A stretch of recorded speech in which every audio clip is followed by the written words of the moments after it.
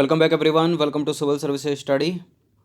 Practice set number 449 पर आ जाइए। UPPCS के लिए फोकस करेंगे इसमें हम इंडियन ज्योग्राफी के प्रश्नों पर। ठीक है, सारे के सारे प्रश्न इंपॉर्टेंट है। 2 से 3 सेकंड का टाइम मिलेगा एक प्रश्न को पढ़ने के बाद, अपना भी सोचना कि आंसर क्या हो सकता है। चलिए स्टार्ट करते हैं। आज डेट हो गई है 23 मई 2021। तो क्वेश्चन नंबर 1 पर आ जाइए।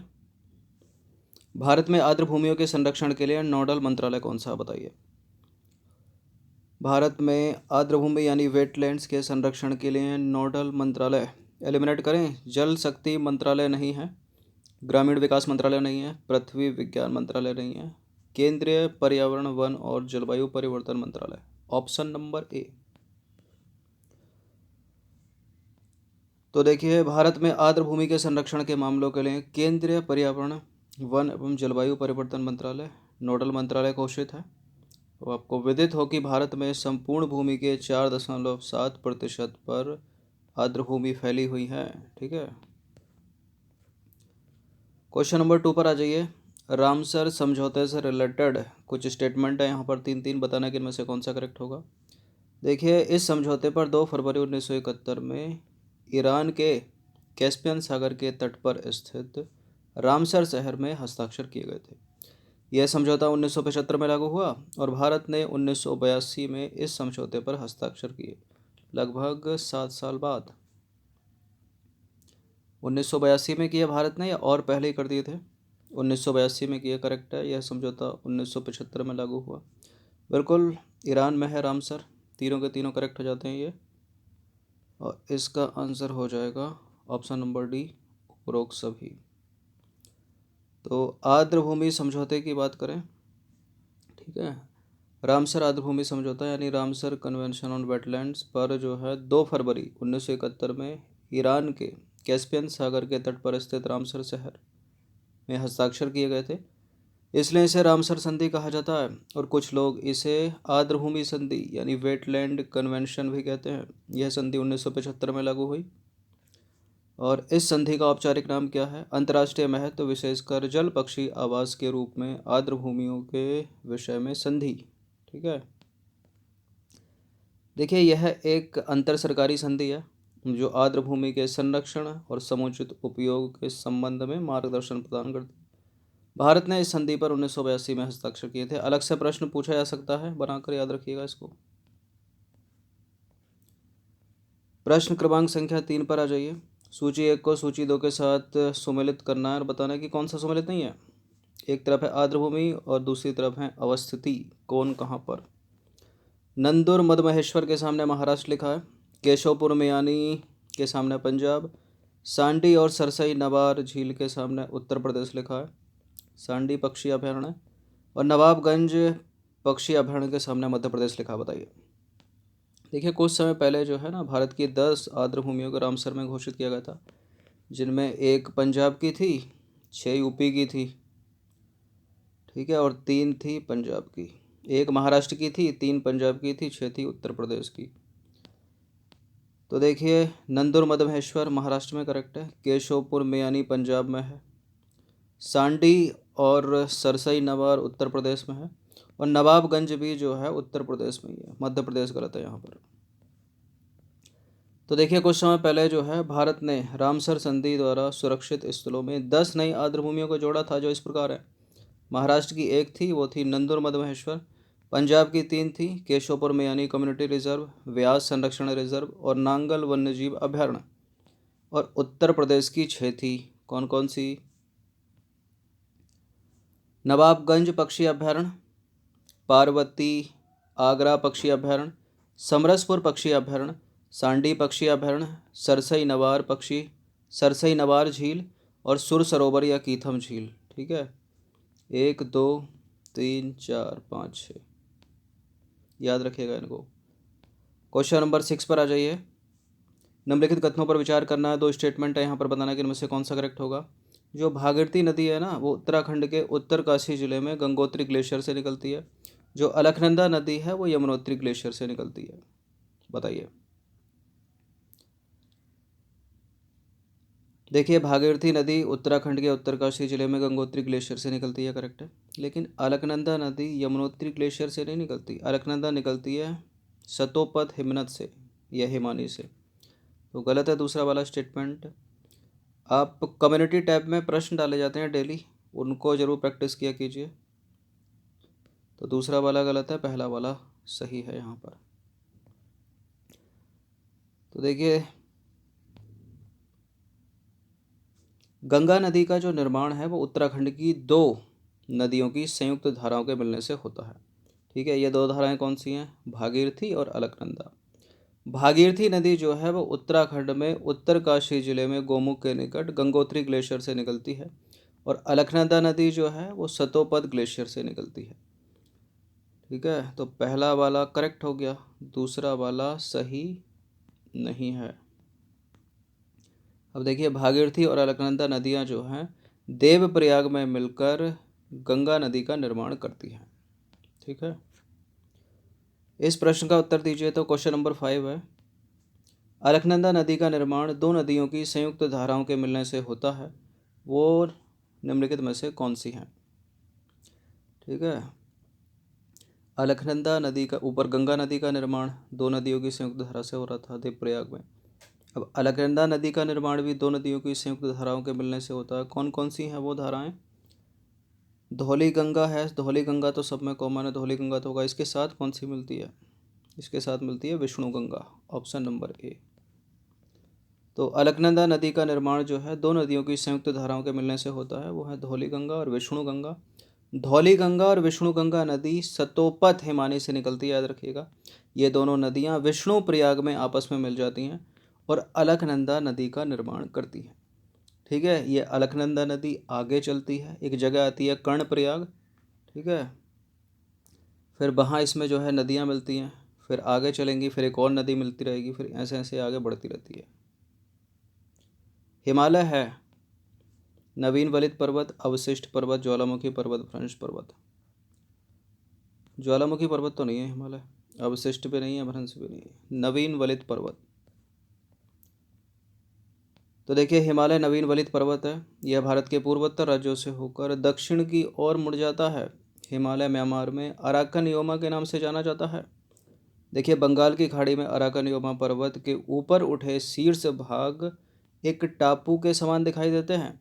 इस प्रकार यह कहा जा सकता है कि बंगाल की खाड़ी में स्थित जो अंडमान निकोबार द्वीप समूह है वो हिमालय पर्वत यानी अराकन योमा का ही बंगाल की खाड़ी में विस्तार है। क्वेश्चन नंबर 7 पर आ जाइए। निम्नलिखित कथनों पर विचार करेंगे। 3 स्टेटमेंट है यहाँ पर, बताने कि इनमें से कौन सा करेक्ट होगा। अंडमान एवं निकोबार द्वीप समूह के अंतर्गत मुख्य 3 द्वीप हैं। 3 है या 3 से ज़्यादा हैं? अंडमान द्वीप समूह का सर्वोच्च शिखर सेंडल पीक है, बहुत बार पूछा है कंपटीटिव एग्जाम में। 10 डिग्री चैनल दक्षिण में कार निकोबार द्वीप समूह में स्थित है, जो अलग करता है अंडमान और निकोबार द्वीप को। करेक्ट है तीसरा वाला स्टेटमेंट, करेक्ट है दूसरा वाला स्टेटमेंट, इनकरेक्ट है पहला वाला स्टेटमेंट। 4 द्वीप है ना, देखिए एक तो हो गया उत्तरी अंडमान, उसके नीचे आएंगे तो होगा मिडिल अंडमान, उसके नीचे आएंगे तो होगा साउथ अंडमान, और सबसे अलग हो जाएगा लिटिल अंडमान। उत्तरी अंडमान, मध्य अंडमान, दक्षिणी अंडमान और छोटा अंडमान। ठीक है, दक्षिणी अंडमान या साउथ अंडमान यहाँ आएगा नीचे, कुछ यहाँ समझ लेते हैं और दक्षिणी अंडमान को सबसे दक्षिण में कर देते हैं। तो यहाँ एक से ही पता चल जाता है आपको। देखिए कितने कटते, सारा आंसर मिल जाता अपने को, 2-3 केवल। तो पहला वाला स्टेटमेंट जो है वो गलत है।